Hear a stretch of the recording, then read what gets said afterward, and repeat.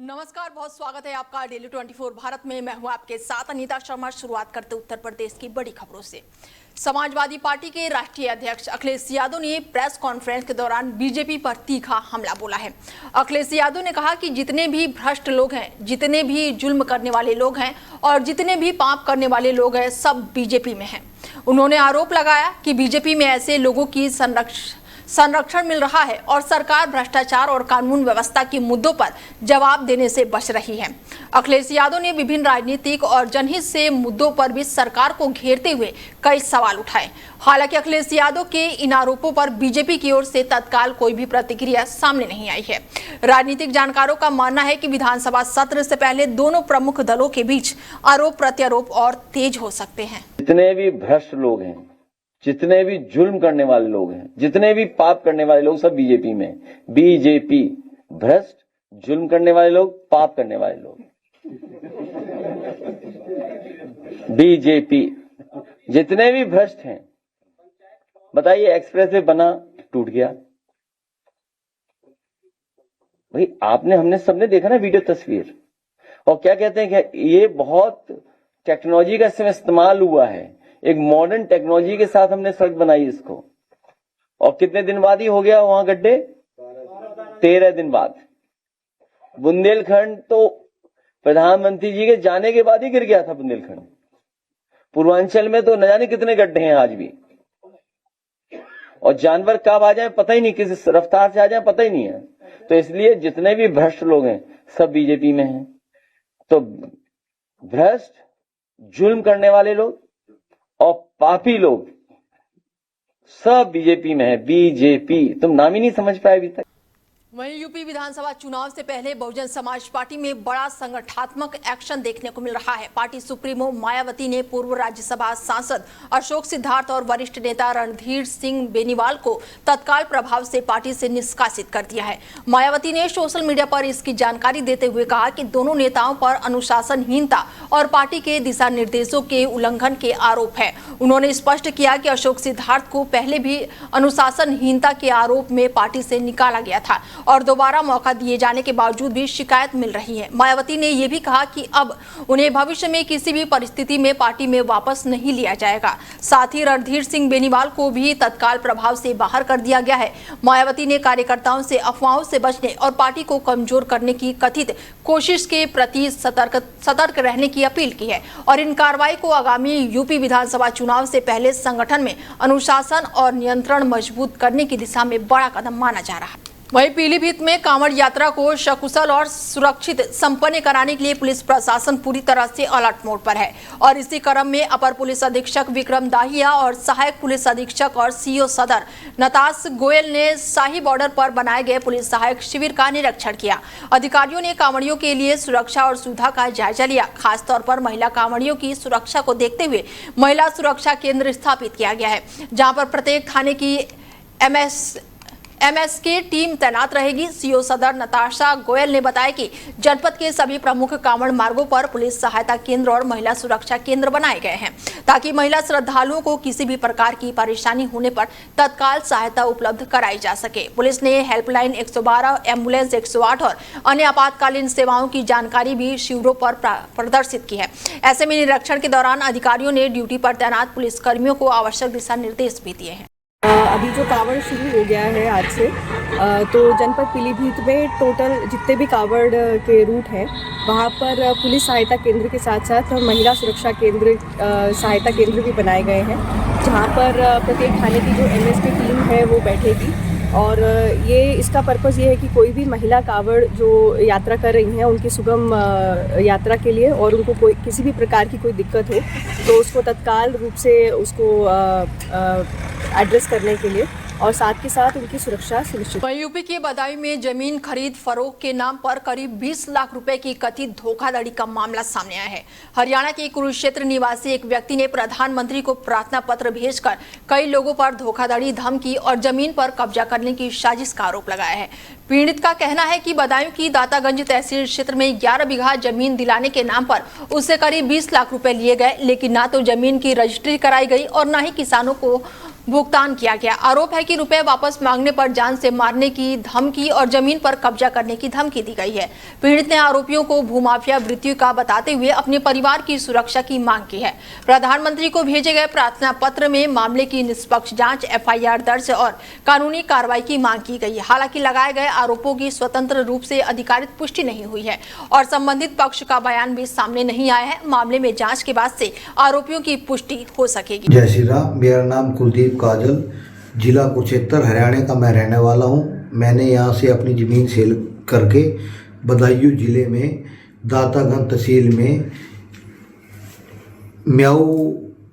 म्याऊ के राजू मिश्रा, दीपू मिश्रा, उनके भाई राजन जिनका थाना आलापुर, और सहंजनी के अजय और कमरुद्दीन जिनका थाना मूसासांज, और अंकित दातागंज कोतवाली। इन्होंने मेरे से एक सौदा करवाया ज़मीन का, सख्तपुर बेला गांव की ज़मीन का। इन्होंने किसानों के नाम से मेरे से 20 लाख रुपए फालतू ले लिए और उन्होंने किसानों को नहीं दिए। जब किसानों ने मैंने कहा तो रजिस्ट्री मैंने किसानों को दोबारा पैसे दे के करवानी पड़ी। वहीं बलिया के बैरिया तहसील में सरयू नदी के कटान से प्रभावित ग्रामीणों ने जोरदार प्रदर्शन किया। बता दें कि ग्राम सभाओं के लोगों ने तहसील पहुंचकर उप जिलाधिकारी शशि भूषण मिश्र को 5 सूत्रीय ज्ञापन सौंपा है। ग्रामीणों का कहना है कि पिछले कई सालों से सरयू नदी के कटान के कारण हजारों एकड़ उपजाऊ भूमि और कई मकान नदी में समा चुके हैं, लेकिन अब तक स्थायी समाधान नहीं हो सका है। प्रदर्शनकारियों ने सरयू नदी की डैमेज धारा परिवर्तन और पक्के कटान रोधी कार्य करने की मांग की है। ग्रामीणों ने चेतावनी दी कि यदि 10 दिनों के भीतर प्रभावित कार्रवाई शुरू नहीं की गई तो कटान स्थल पर धरना और आमरण अनशन किए जाएंगे। और वहीं उप जिलाधिकारी ने ज्ञापन लेकर भरोसा दिया है कि मामले की गंभीरता को देखते हुए जिलाधिकारी के माध्यम से शासन को बड़ी परियोजना का प्रस्ताव भेजा जाएगा। प्रशासन के दौरान कानून व्यवस्था बनाए रखने के लिए मौके पर भारी पुलिस बल तैनात किए गए। कहाँ उनको जमीन दिया जाएगा, फिर कहाँ उनको सब मिल चुका है, आवास मिल चुका है, वो जाना ही नहीं चाहिए। तो यहाँ जमीन नहीं तो आपको यहाँ कहाँ से मिलेगी? सबसे 3 मांगे थी। एक तो जो घर कट रहे हैं उसको रुकवाने के लिए कोई ठोस कदम सरकार अपनाए। दूसरी मांग, जो लोग करीबन अभी इस साल में 30 घर वहां से कट के गिरे हैं, उनके लाइट की व्यवस्था, उनके रहने की व्यवस्था, उनके तत्काल राहत सामग्री की व्यवस्था दी जाए। तीसरी मांग है कि जिसके पास भूमि नहीं है उसको भूमि दिए जाए कि वो ताकि रोड से किनारा होकर अपना जीवन यापन करे। अगर ये मांग हमारी 1 सप्ताह के अंदर नहीं मानी जाती है तो हम आमरण अनशन करने पर बाध्य होंगे। लगभग 300 घर पानी में समाहित हो गया है। आज तक न उन लोगों को रहने के लिए मुआवजा मिला कि कहाँ रहेंगे वो लोग। आज भी रोड पर अपना जीवन यापन कर रहे हैं। इससे हम लोग बार बार कितने बार लेटर दे दे के हम लोग थक गए। इसलिए प्लान बना के हम लोग चारों गांव के लगभग 500 लोग इकट्ठा होकर ये कहे कि चल के हम लोग उप जिलाधिकारी से कहेंगे कि हमारी अगर मांगे, जो कटान से लोग परेशान है, इसको हमेशा के लिए निदान करें। जो कटे हैं उनका मुआवजा मिले, नहीं तो हम लोग 10 दिन के बाद आकर धरना प्रदर्शन देंगे। उससे भी नहीं होगा तो हम लोग आमरण अनशन पर बैठ जाएंगे।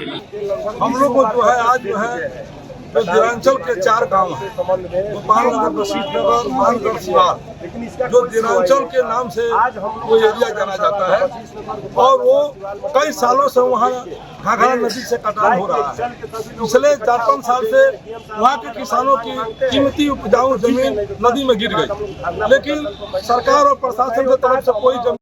अमेठी में दबंगई का एक कथित वीडियो सोशल मीडिया पर तेजी से वायरल हो रहा है। वायरल वीडियो में कुछ लोग अपने परिजनों के साथ मिलकर एक टीन शेड गिराते हुए दिखाई दे रहे हैं। इसके बाद से गाली गलौज और मारपीट का दृश्य भी वीडियो में नजर आता है। बताया जा रहा है कि ये मामला इन्हों थाना क्षेत्र का है और जहां पर विवाद जो है वो जमीन को लेकर हुआ था। वायरल वीडियो को 2 दिन पुराना बताया जा रहा है। हालांकि वीडियो की स्वतंत्र रूप से पुष्टि नहीं हुई है। पुलिस का कहना है कि वायरल वीडियो का संज्ञान लेते हुए आवश्यक कार्रवाई की गई है और पूरे मामले की जांच जारी है।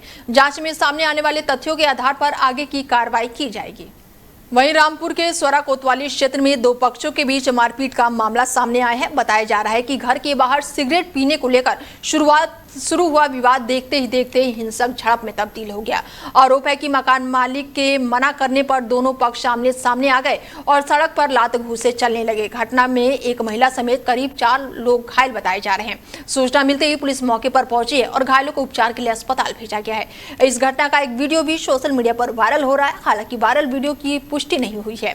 पुलिस का कहना है कि मामले की जांच जारी है और जांच में जो भी तथ्य सामने आएंगे उसके आधार पर नियमानुसार कार्रवाई की जाएगी। लालगंज राष्ट्रीय राजमार्ग 31 पर आवारा मवेशियों के कारण होने वाली सड़क दुर्घटनाओं को रोकने के लिए एक सराहनीय पहल की गई है। भारतीय राष्ट्रीय राजमार्ग प्राधिकरण के निर्देश में उन्नाव हाईवे प्राइवेट लिमिटेड की पेट्रोलियम टीम लगातार हाईवे पर घूम रहे गौवंश और अन्य मवेशियों को सुरक्षित स्थान पर पहुंचा रही है। रात के समय हादसे को रोकने के लिए मवेशियों के गले में लिफ्टिंग बेल्ट बांधी जा रही है, जिससे वो अंधेरे में दूर से भी दिखाई दे। इसके अलावा हाईवे पर कैटल प्रोन एरिया के चेतावनी बोर्ड भी लगाए जा रहे हैं और इस अभियान को सफल बनाने के लिए प्रशासन की ओर से एसडीएम, बीडीओ और पशुपालक विभाग की ओर से पुलिस अधिकारी की संयुक्त समिति बनाई गई है। समिति की निगरानी में आवारा मवेशियों को गौशाला और सुरक्षित स्थानों पर भेजने का अभियान भी चलाया जा रहा है। प्रशासन का कहना है कि इस पहल से सड़क दुर्घटना में कमी आएगी और हाईवे पर यात्रा करने वाले लोगों का सफर अधिक सुरक्षित होगा। अम्बेडकर नगर के महामाया राजकीय एलोपैथिक मेडिकल कॉलेज में कथित तौर पर दलालों का सक्रियता को लेकर अब सवाल उठने लगे हैं। सोशल मीडिया पर वायरल एक वीडियो में कुछ लोग अस्पताल परिसर के ओपीडी और इमरजेंसी गेट के पास मरीजों और तीमानदारों को निजी जांच केंद्र और मेडिकल स्टोर के कार्ड बांटते हुए देखा जा रहा है और दावा भी किया जाए। हालांकि आरोप है कि कार्ड लेने से मना करने पर कुछ लोगों को जेब में जबरन कार्ड रखा गया। हालांकि वायरल वीडियो की पुष्टि नहीं हुई है। मेडिकल कॉलेज परिसर में सुरक्षाकर्मी और सीसीटीवी कैमरे की मौजूदगी के बावजूद इस तरह की गतिविधियों के आरोपों ने व्यवस्था पर सवाल खड़े कर दिए हैं।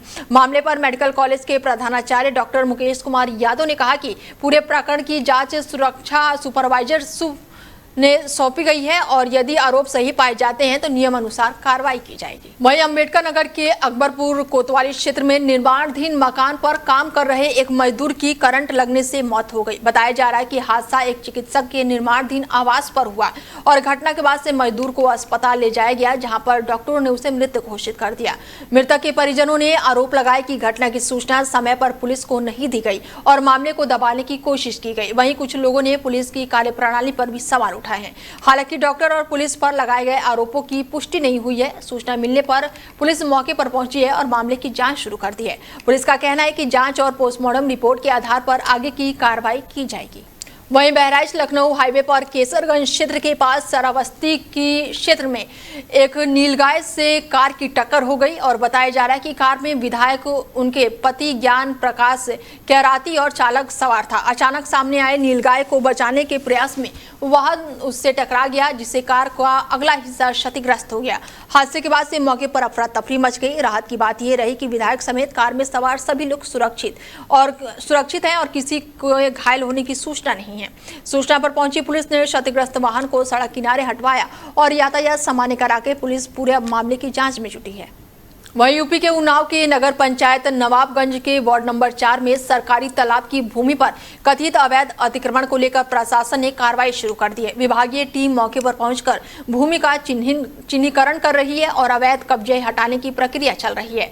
बताया जा रहा है कि स्थानीय सभापति मुन्ना लाल ने तालाब की जमीन पर हुए अतिक्रमण के खिलाफ कार्रवाई की मांग उठाई है और प्रशासन की ओर से संबंधित लोगों को नोटिस भी जारी किया गया है।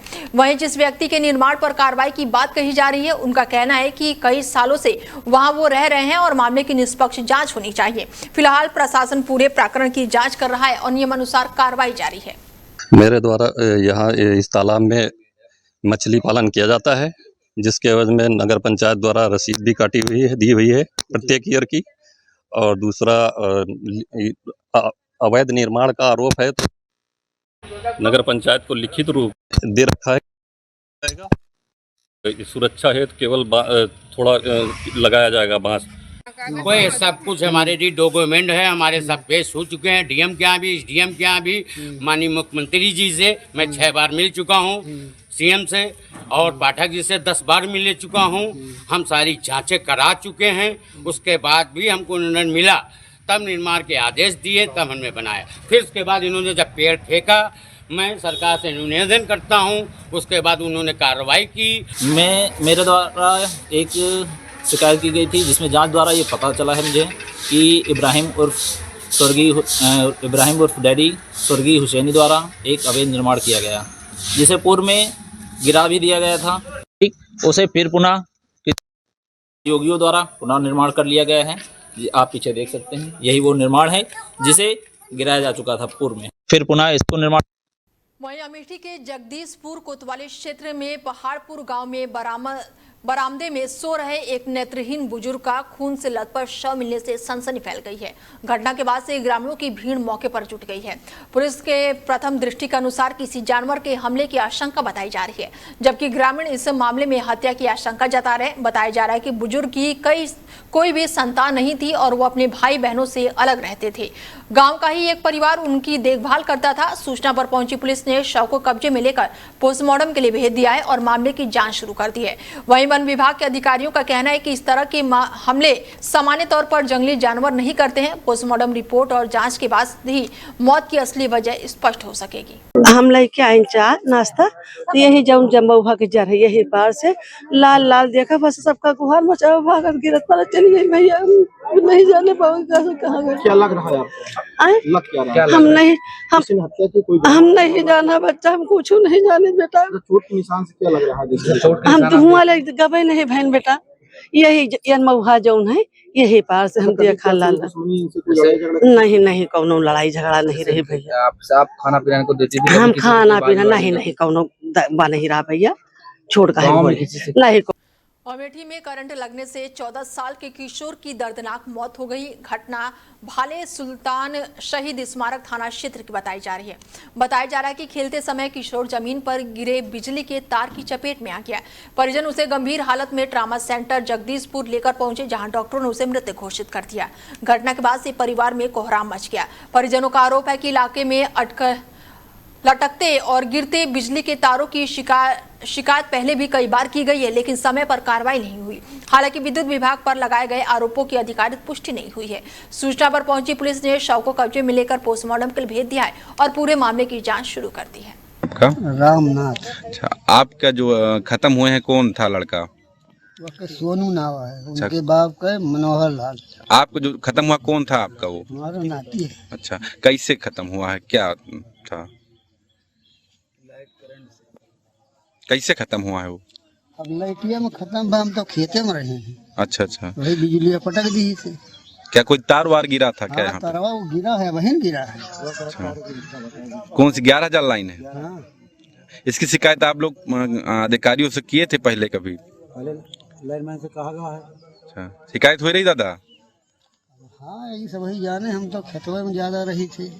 अच्छा, कट्टी गया था, लाइन यहाँ गिरी थी। कौन सी लाइन है ये? 11,000। अच्छा, तो लाइन गिरी थी। हाँ। उसमें करंट आ गई है। हाँ। उससे से जो है खेत वाले से आ गया तार से। अच्छा, ये तार गई, इसकी आप लोग शिकायत किए थे विभाग को जो है? पहले लाइनमैन को कहा गया था, अभी 4 दिन पहले गिरा था तो कहा गया, तो कहे 500 रुपये लगेगा। 11,000 का होता है, 500 रुपये लगेगा। तो उसी के चपेट में आया है? हाँ, उसी चपेट में आया। क्या नाम था लड़के का? सोनू प्रजापति। कितने वर्ष का था? 14 साल की। मैं आपका रामनाथ। अच्छा, आपका जो खत्म हुए हैं कौन था लड़का? वहीं अमेठी के पीपरपुर थाना क्षेत्र में एक गांव में सांप के डसने से एक युवती की मौत हो गई है। बताया जा रहा है कि युवती रात में घर पर पढ़ाई कर रही थी और तभी उसे जहरीले सांप ने काट लिया। परिजन उसे तत्काल इलाज के लिए अस्पताल लेकर पहुंचे, लेकिन उपचार के दौरान उसकी मौत हो गई। घटना के बाद से परिवार में कोहराम मच गया और गाँव में शोक का माहौल है। सूचना पर पहुंची पुलिस ने शव को कब्जे में लेकर पोस्टमार्टम के लिए भेज दिया है। पुलिस ने मामले में आवश्यक कार्रवाई शुरू कर दी है। सांप के डसने के मामले को देखते हुए लोगों से बरसात के मौसम में विशेष सावधानी बरतने की अपील की गई है। वो कमरे में बैठ के सोफे पर बैठ के पढ़ाई कर रही थी। जब वो नीचे पैर रखी तो सांप ने उसे काट लिया। और मेरा नाम सरिता है। मैं उसे तुरंत जो अपने साधन से वहाँ लोहरा मोड़ ले गई, फिर वहाँ हॉस्पिटल ले गए, वहाँ जवाब हो गया। आज के वक्त उसकी मौत हो गई। लोहरा मोड़ झाड़ फूक के लिए ले गए होंगे? नहीं, पहले ले गए तो वहाँ ले गए थे, पहले वहाँ जवाब हो गया तुरंत। तो कहाँ जवाब? लोहरा में ले गए थे, उसके बाद कहाँ ले गए? आस्था हॉस्पिटल। तो वहाँ क्या बताए? वहीं अच्छा मृत हो गई। कै बजे लगी?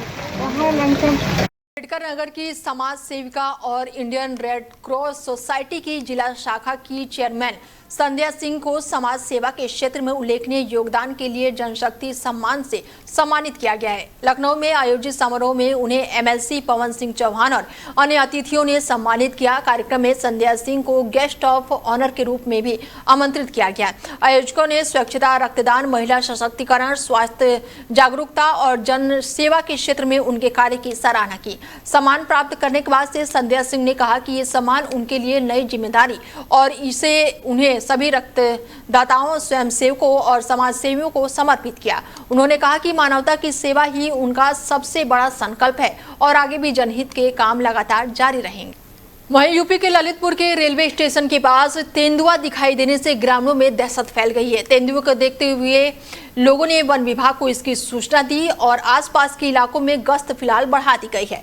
वन विभाग ने लोगों से रेलवे ट्रैक और जंगल से सटे क्षेत्रों में सतर्क रहने और अकेले न जाने की अपील की है। अधिकारियों ने कहा कि किसी भी स्थिति में तेंदुए के पास जाना या उसे घेरने की कोशिश न करें, बल्कि तुरंत वन विभाग को इसकी सूचना दें। हालांकि तेंदुए के दिखाई देने की सूचना की वन विभाग द्वारा जाँच की जा रही है। फिलहाल टीम इलाके पर नजर बनाए हुए और लोगों को एहतियात बरतने की सलाह दी गई है। क्षेत्र में जो तेंदुए की संभावना जताई जा रही है, तो क्या मामला है, कहाँ पे पाया? जखोड़ा में जो एक रेलवे स्टेशन पर के आसपास एक तेंदुए का मूवमेंट देखा गया है, तो मैंने क्षेत्रीय वन अधिकारी को वहाँ पर जांच के लिए भेजा था। तो ज्ञात हुआ है कि वहाँ पर कल शाम को एक मूवमेंट हुआ है और इसके अलावा कोई अमेठी के मोहनगंज कोतवाली क्षेत्र में सड़क किनारे एक अज्ञात बुजुर्ग का शव मिलने से हड़कंप मच गया। शव पुरानी आईटीआई के पास सड़क किनारे पड़ा मिला, जिसकी सूचना राहगीरों ने पुलिस को दी। सूचना मिलते ही पुलिस मौके पर पहुंची है और शव को कब्जे में लेकर पोस्टमार्टम के लिए भेज दिया है। पुलिस आसपास के लोगों से पूछताछ करके मृतक की पहचान करने का प्रयास कर रही है।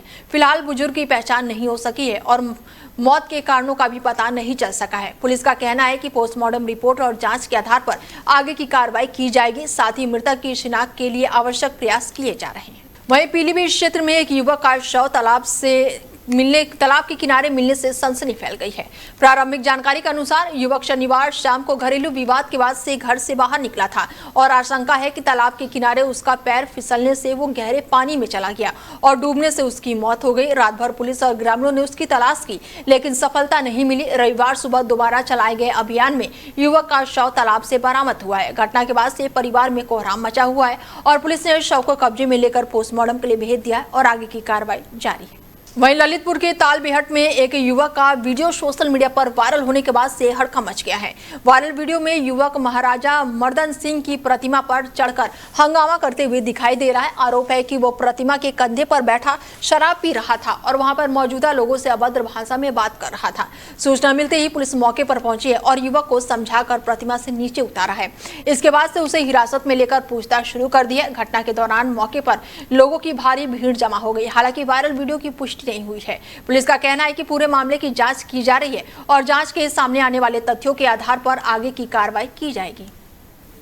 वहीं सीतापुर में एक शोरूम पर नई मारुति सुजुकी के शुभारंभ किया गया और कार्यक्रम का उद्घाटन अपर पुलिस अधीक्षक आलोक और साथ ही पीएनबी की डिप्टी सर्कल हेड योगेश ने किया। इस मौके पर कंपनी के संस्थापक संजीव अग्रवाल भी मौके पर मौजूद रहे।